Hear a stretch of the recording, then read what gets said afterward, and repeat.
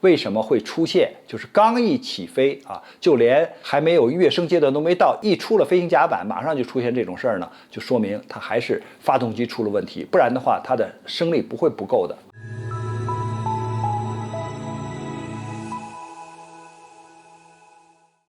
网友朋友，大家好，我是曹卫东。近期啊，这个英国的伊丽莎白女王号航母编队啊，在返航的途中啊，正在进行这种舰载机的起降。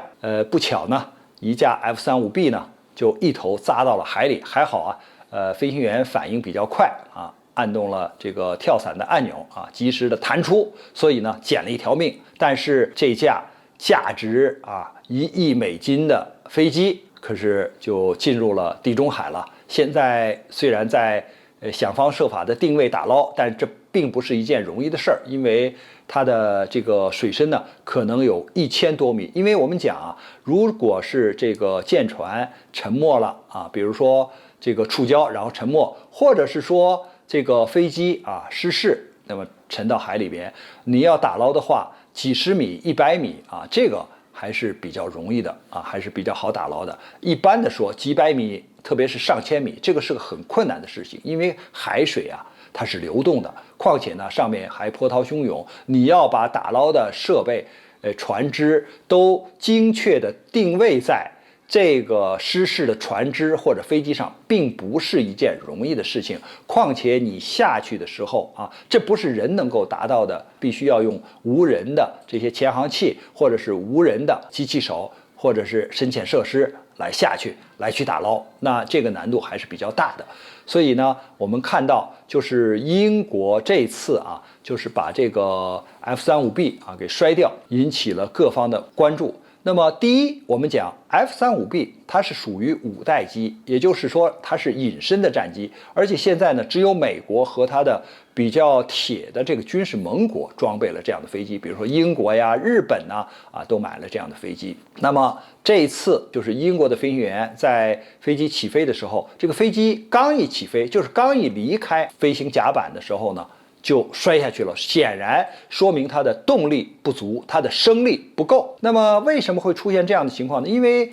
这个 F-35B 它只有1台发动机，虽然上面有一个飞行员，后边的这个盖儿，大家看到像一个风扇一样，给它往这个上面提升这种动力，大概能提升到71千牛这么一个动力。同时它的尾喷管呢也能够朝下喷，也给它一个上升的这个动力，这个力呢大约是91千牛就所以从 F-35B 这种短距起飞或者垂直起飞、垂直降落这个性能来讲呢，是由于它的这种设计和它的这个发动机这个功率等等这些来决定的。那有的这个网友可能就会问呢，那如果采用这种垂直起飞多好，干嘛要滑跃起飞啊，对吧？万一你起飞不成，摔下来也是砸在自己的甲板上也不会说落到海里去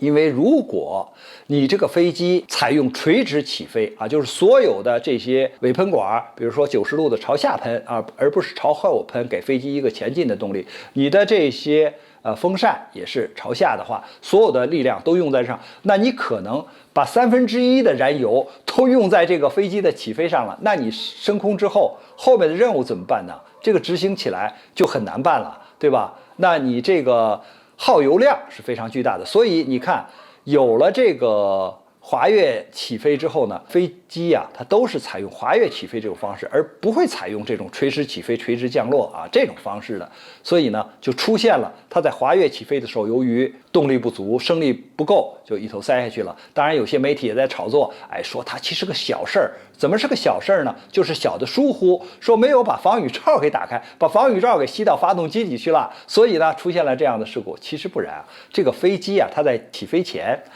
这个地勤人员是要做严格的检查的就是要把它所有的这些蒙布，还有就是所讲的这个防雨罩都要给摘掉的然后这个飞行员进入驾驶舱以后，他要看各种仪表，要把这个飞机开车以后发动机运动，包括飞机的襟翼，就是咱们通俗一点的话讲吧飞机翅膀后面这小块能动的地方都要